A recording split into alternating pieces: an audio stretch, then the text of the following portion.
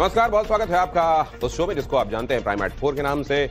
मैं दिनेश गौतम अपनी पूरी टीम की तरफ से आपका स्वागत करता हूं और आपको बताता हूं आज क्या है प्राइम एट 4 में फोकस खबरें। आज आपको दिखाऊंगा आवारा कुत्तों पर सुप्रीम कोर्ट के फैसले के बाद वाराणसी के लाट भैरव मंदिर में कैसे जश्न मनाया गया, क्या हुआ है यहां, जरा गौर से देखिएगा। साथ ही हम आपको दिखाने वाले हैं इंदौर का एक और थूक कांड जिसका सबूत कैमरे में कैद हो गए।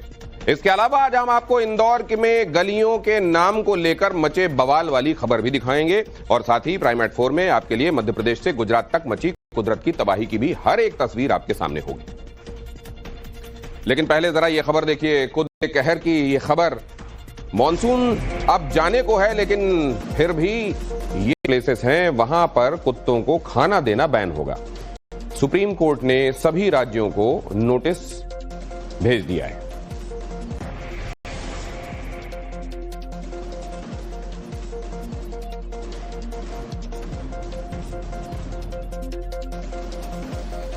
आवारा कुत्तों पर सुप्रीम कोर्ट के फैसले पर बोली मेनका गांधी, कोर्ट का फैसला बहुत ही संतुलित है। मेनका गांधी ने कहा कि सभी लोगों को फैसले से खुश होना चाहिए। पूर्व केंद्रीय मंत्री मेनका गांधी जी हमारे साथ हैं। मेनका जी, जो स्ट्रीट डॉग और डॉग लवर्स थे उनकी सुप्रीम कोर्ट पर नजर थी। जो पहला फैसला था उसको लेकर विरोध भी हुआ, हमने देखा लोग सड़कों पर उतरे। आज जो जजमेंट दिया गया है सुप्रीम कोर्ट के द्वारा, आपको लगता है कि बैलेंस है, खुश हैं लोग? सब लोगों को खुश होना चाहिए क्योंकि ये बहुत ही बैलेंस्ड और साइंटिफिक ऑर्डर है। ये कोई गुस्से में आकर के एक लाइन का ऑर्डर नहीं है कि हटाओ सबको। ये सोच समझ करके एक पॉलिसी के ऊपर आधारित और हर चीज के जड़ को देख करके एक ऑर्डर है और मैं सुप्रीम को बहुत तहे दिल से धन्यवाद देती हूँ। मैम, जो सेंट्रल गवर्नमेंट की तरफ से सुप्रीम कोर्ट में जानकारी दी गई, उन्होंने WHO का डेटा दिया और एक दिन में कितने डॉग बाइट्स होते हैं, तो ये कारण क्यों है? आपने इस बात का जिक्र भी किया कि जो इंस्टीट्यूशन अभी एग्जिस्ट करते हैं उनको अगर आप मॉनिटरी फंड नहीं देंगे तो वो अच्छे से कैसे काम करेंगे? इसका परमानेंट सोल्यूशन आपकी नजर में है क्योंकि आप इस पर लंबे समय से काम कर रहे हैं। देखिए, आपने पॉलिसी बनाया 25 साल पहले कि पूरे देश में नसबंदी होना शुरू होना चाहिए। ये अदालतों ने भी 40 दफा इसको रिपीट किया जजमेंट्स में कि हाँ ये होना चाहिए, लेकिन आपने एक पैसा नहीं डाला इस कार्यक्रम में। तो आप बताइए, मंदसौर की नगर पालिका कैसे ABC सेंटर बनाए जिसको लगता है 50 लाख रुपए बनाने में, तो उन्होंने नहीं बनाया और उन्होंने ABC नहीं किया। फिर अंत में कोई रिश्तेदार आया सरकार का और उन्होंने कहा कि मुझे कॉन्ट्रैक्ट दे दो, तो उन्होंने कॉन्ट्रैक्ट दे दिया। तो उसने 2-4 की नसबंदी करी, बाकियों को उठा करके इधर उधर फेंक दिया। जाहिर है कि वो काटना शुरू करेंगे। तो एक तो आपने एक पैसा नहीं डाला कार्यक्रम में, अब आपने पॉलिसी बनाई तो उसमें पैसा भी तो डालना पड़ता ना। अगर आप बोल देते छुमंतर काली कंतर तो नहीं होने वाला है। और आवारा डॉग्स पर सुप्रीम कोर्ट के फैसले को लेकर जयपुर में डॉग लवर्स बड़े खुश दिखाई दिए। इस दौरान लोगों से बातचीत की हमारे संवाददाता ने। सुप्रीम कोर्ट ने आवारा कुत्तों के मुद्दे पर बड़ा फैसला सुनाया है। सुप्रीम कोर्ट ने शेल्टर होम भेजे गए कुत्तों को वापस छोड़ने का आदेश दिया है, लेकिन जो भी कुत्ते आक्रामक हैं और रेबीज संक्रमित है उन्हें छोड़कर। इस फैसले के बाद जयपुर के डॉग लवर्स के चेहरे पर भी खुशी है। ये तमाम डॉग लवर्स हैं जयपुर के जो कि इस वक्त हमारे साथ हैं।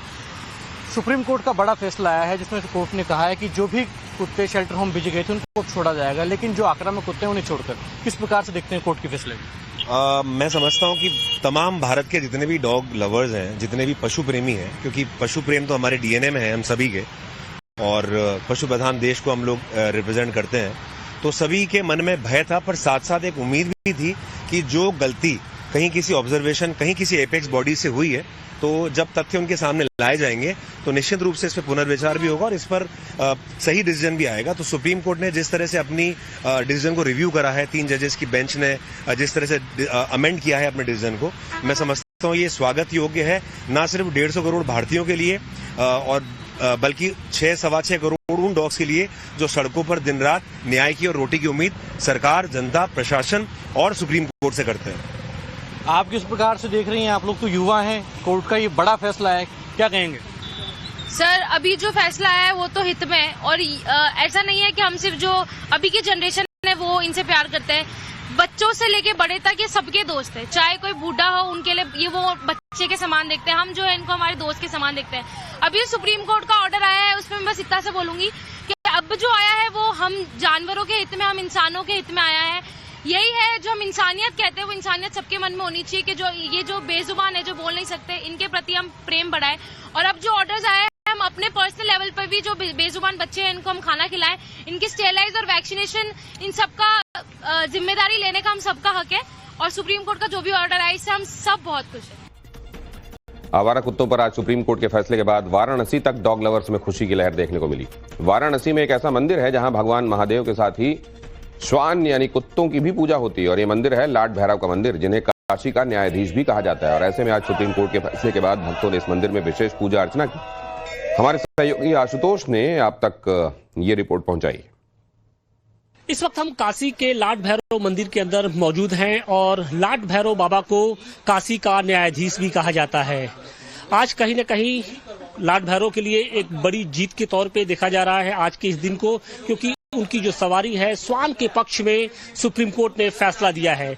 आपको यहाँ की तस्वीरें हम दिखाने की कोशिश कर रहे हैं कि बेहद दिलचस्प तस्वीरें हैं। देखिए आप, ये सामने बाबा लाड भैरव का की ये मुख्य प्रतिमा है और इसके ठीक अगल बगल उनकी जो सवारी है स्वान है और आप देखिए कि 2 कुत्ते उनके आसपास विराजमान हैं। और सबसे बड़ी बात यह है कि आप ये देखिए कि जिस तरीके से शिवालयों में नंदी की प्रतिमा लगी होती है, उसी तरीके से एक स्वान की जो प्रतिमा है वो यहाँ पर दिखाई पड़ती है। यानी लोग न सिर्फ बाबा लाड भैरव की पूजा करते हैं, बल्कि उनकी जो सवारी है स्वान, उसकी भी यहाँ पर पूजा होती है। उनको भी भोग आरती लगाई जाती है, लोग आते हैं उनकी पूजा करते हैं। तो जिस तरीके से आज सुप्रीम कोर्ट ने स्वान के पक्ष में फैसला दिया है, यानी कुत्तों के पक्ष में फैसला दिया है, उसके बाद इस मंदिर में एक अलग उत्साह देखने को मिल रहा है।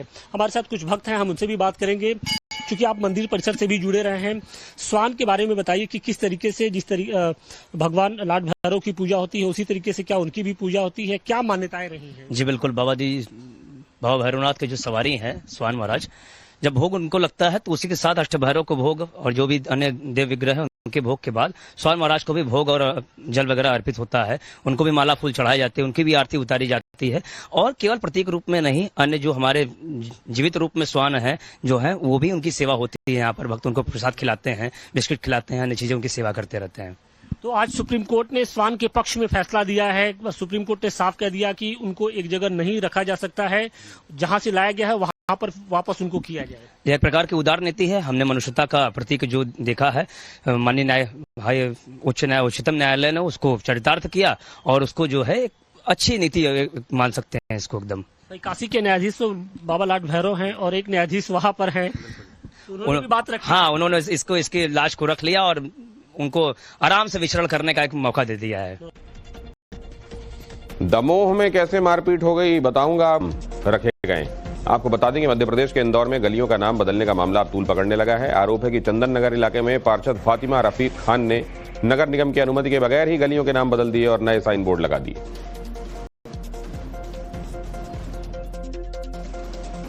सड़कों का नामकरण, चौराहों का नामकरण, मूर्ति लगाने का अधिकार केवल एमआईसी को है। वार्ड क्रमांक 2 की पार्षद फातिमा रफीक खान ने बिना अनुमति के, बिना एमआईसी में प्रस्ताव लाए अवैधानिक तरीके से अपने वार्डों में, गलियों में सड़कों का नामकरण करके नगर निगम के लोगों के साथ बोर्ड लगाने का काम किया था। इसकी जानकारी जब पहले भी आई थी तो 5-10 बोर्ड हमने हटवाए थे। अभी फिर से जानकारी आई कि और कई 5 बोर्ड लगे हुए हैं, तो तत्काल मैंने निर्देशित किया था कि इन अवैधानिक बोर्डों को हटाया जाए, जो कि अब हट गए हैं। पार्षद फातिमा रफीक खान पर जिन गलियों के नाम बदलने का आरोप लगा है, एक बार उनकी फहरिस्त भी ग्राफिक्स के जरिए आपके सामने रख रहा हूं। पुराना नाम और बदला हुआ नाम आपके सामने रख रहा हूं। आम वाला रोड हुसैनी रोड में नाम बदल दिया गया। चंदन नगर सेक्टर बी सकीना मंजिल रोड नाम रख दिया गया। चंदू वाला रोड गौसिया रोड नाम रख दिया गया। मिश्रा वाला रोड ख्वाजा रोड हो गया और लोहा गेट रजा गेट कर दिया गया। और इसी वजह से यह बवाल हो रहा है। इंदौर में गलियों का नाम बदलने का मामला आप देख ही रहे हैं और इसमें आरोपी पार्षद के खिलाफ कार्रवाई की मांग हो रही है। पार्षद फातिमा रफीक खान पर एफआईआर की मांग हुई है। पूर्व एमएलए आकाश विजय वर्गीय ने मुद्दा उठाया, नगर निगम आयुक्त को चिट्ठी लिखी है। कैबिनेट मंत्री कैलाश विजय वर्गीय के बेटे इंदौर के पूर्व विधायक आकाश विजय वर्गीय ने निगम आयुक्त को एक खत लिखकर फौरन कार्रवाई की मांग की है। चिट्ठी में इस मामले को गंभीरता से लेने की बात कही है और फौरन कार्रवाई के लिए कहा है। साथ ही चेतावनी दी है कि अगर कार्रवाई नहीं हुई तो आगे उग्र आंदोलन होगा।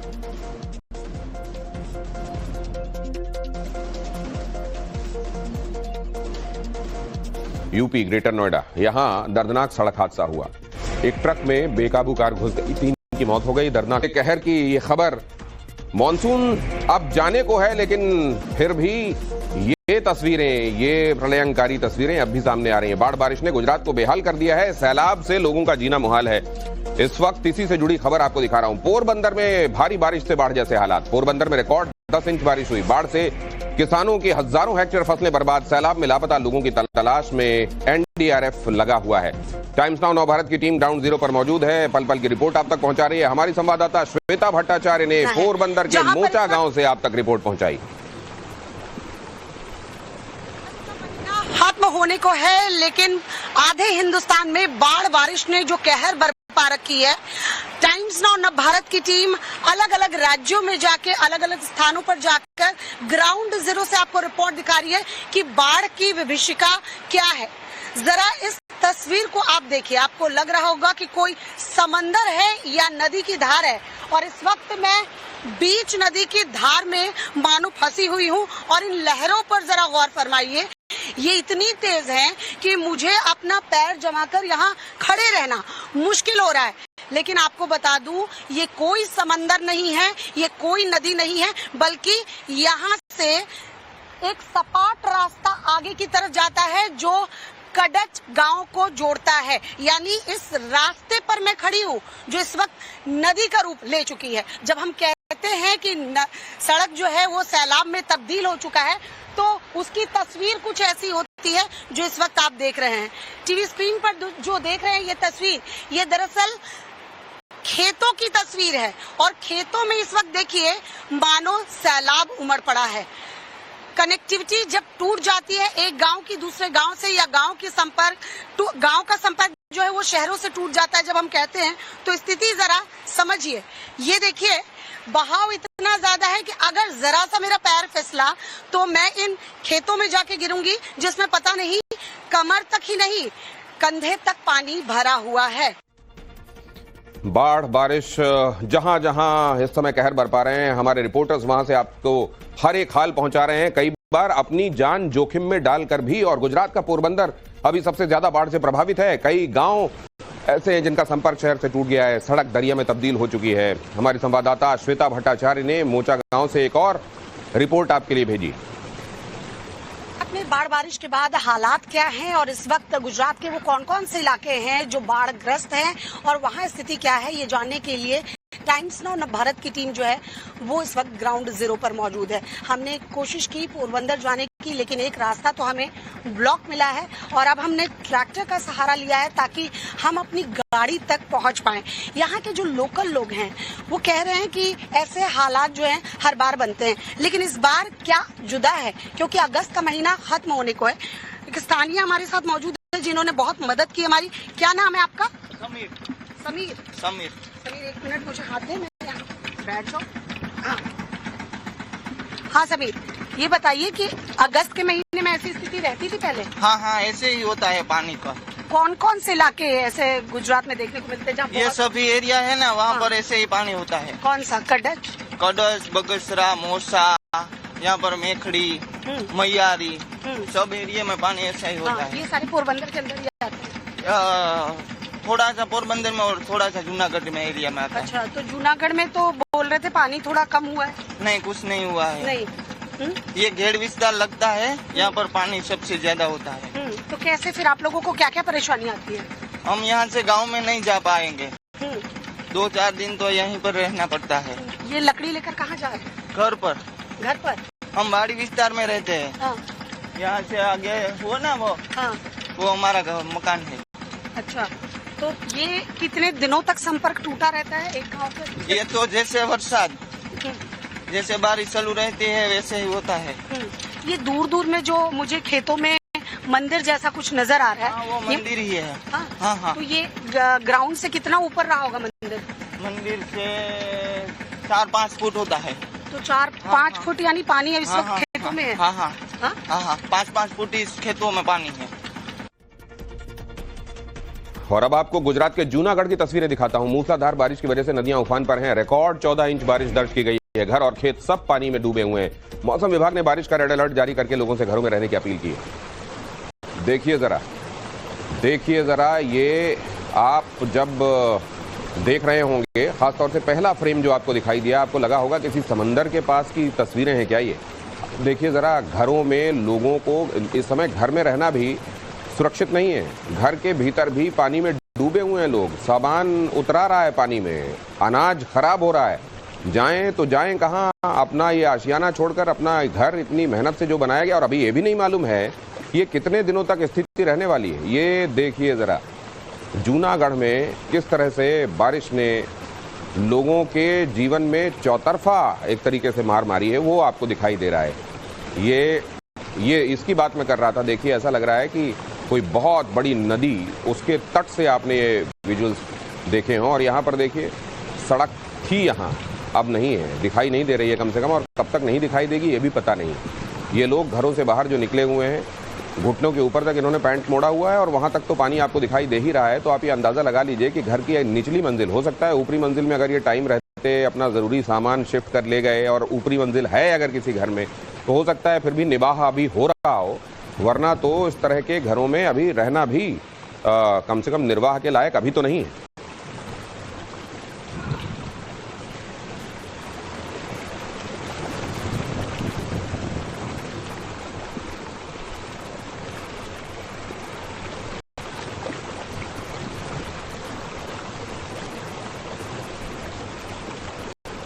और अब यूपी महाराजगंज, यहां पानी के बहाव से तटबंध टूट गया। महाव नाला, इसका तटबंध टूटने से ग्रामीणों में हड़कंप मच गया। बाढ़ की वजह से फसलें बर्बाद होने का संकट। ये देखिए जरा, ये नाला है यहां पर, और इस समय जिस तरह की बारिश हो रही है, कई जगह नदियां तटबंध तोड़ रही हैं तो कई जगह नाले, और ऐसा ही तटबंध यहां इस नाले ने तोड़ा, और उसके बाद जाहिर है आसपास जो खेत हैं वहां तक पानी चला गया। फसलों के बर्बाद होने का खतरा बढ़ गया। महाव नाला है यहाँ पर, जिसका तटबंध टूटने के बाद की स्थिति आपको यहाँ देखने को मिल रही है। ये देखिए, और यहाँ पर तो बीच में ये जो कनेक्टिंग एक तरीके से ब्रिज था वो भी टूट गया है। लोग या तो इस तरफ खड़े हुए हैं या उस तरफ, और देख रहे हैं बेबस खड़े होकर कि अब न जाने कितने दिनों में उनकी गाड़ी, जीवन की गाड़ी सामान्य हो पाएगी। सामान्य तौर पर जैसा वो जीते रहे हैं उस तरह का जीवन फिर से उनको हासिल कर हो पाएगा, क्योंकि यहाँ तो बारिश ने उनका जीवन पूरी तरह से तब्दील कर दिया है। और वैसे तो यहाँ जिन जगहों पर बारिश के मौसम में अक्सर पानी का ये विभत्स रूप देखने को मिलता है, भयानक रूप देखने को मिलता है, वहाँ तो लोग फिर भी थोड़ी सी तैयारी रखते हैं। लेकिन कई जगहों पर इस बार ऐसी हैं जहाँ पहले कभी इस तरह की स्थितियाँ नहीं बनी, और पहली बार। हालांकि महाराजगंज पहले से भी बाढ़ के चपेट में आता रहा है।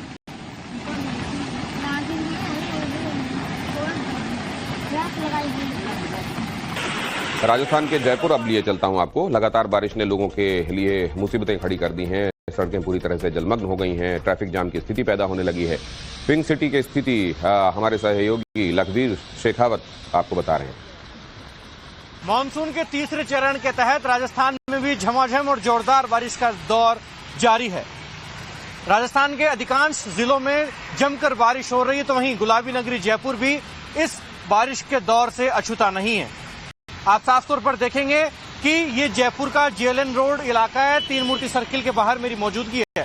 कुछ घंटे की बारिश में ही साफ तौर पर सड़कें जो हैं वो दरिया बन गई हैं, और पंप लगाए जा रहे हैं ताकि पानी को जो है वो निकाला जाए, क्योंकि ये जयपुर का पॉश इलाका माना जाता है। ऐसे में थोड़ी सी बारिश में ही जलभराव की स्थिति यहाँ पर हो गई है। ऐसे में राहगीरों को समस्या का सामना न करना पड़े, इसके लिए पंप लगाया गया है ताकि पानी निकाला जाए।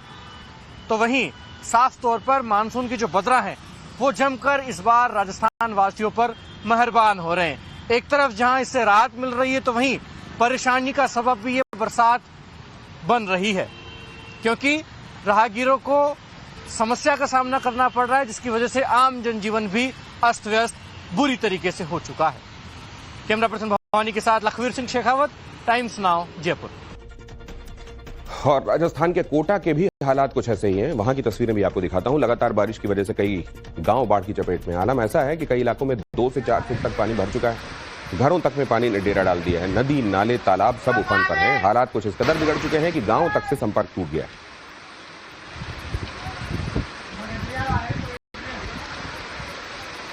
कोटा आप जानते हैं करीब से ही चंबल नदी गुजरती है। चंबल इन दिनों पूरे तौर पर उफान पर है और नदी के उफान में होने के साथ साथ शहर का जो ड्रेनेज सिस्टम है वो भी अब जवाब दे रहा है और इस वजह से जो स्थिति है कोटा की वो आपको देखने को मिल रही है जैसी कि वो है इस समय स्क्रीन पर आपके सामने। और अब आपको राजस्थान के बारां की तस्वीर भी दिखाता हूं। यहां भी बारिश आफत बनकर बरस रही है। स्थिति ऐसी है कि स्टेशन रोड, मुख्य बाजार, प्रताप चौक, यहां 2 से 3 फीट तक पानी भर चुका है। कई दुकानों और घरों तक को पानी ने अपनी जद में ले लिया है। आफत अभी थमती नजर नहीं आ रही है क्योंकि बारिश अब भी जारी है। राजस्थान के पहले मैंने आपको गुजरात का हाल दिखाया, मैंने उत्तर प्रदेश का हाल भी आपको दिखाया और अब आपको राजस्थान में अलग अलग जगहों से आई तस्वीरें दिखा रहा हूं। और अब जरा मध्य प्रदेश भी देख लीजिए। मध्य प्रदेश का बैतूल की नदी में अचानक बाढ़ आ गई। बाढ़ में कई किलोमीटर दूर तक ट्रैक्टर बह गया। नदी किनारे रेत भरने पहुंचा था ये ट्रैक्टर और फिर उसके बाद उसका क्या हाल हुआ जरा देखिए। ट्रैक्टर सवार